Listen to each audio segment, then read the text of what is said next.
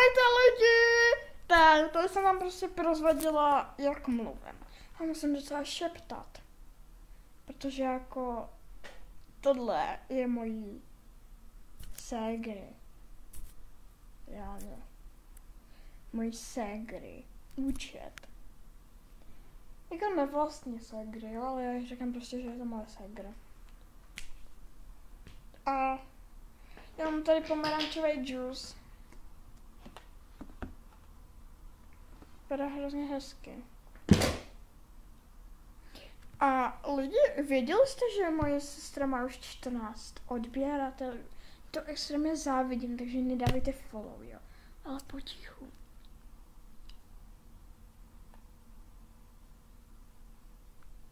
Tam je moje mamka.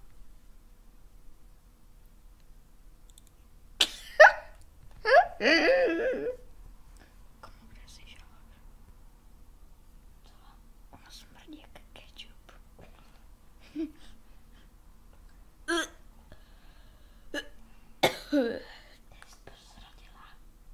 Co? No, ona smrdí jak ketchup. A vlastně lidi, víte, že moje mamka je tady.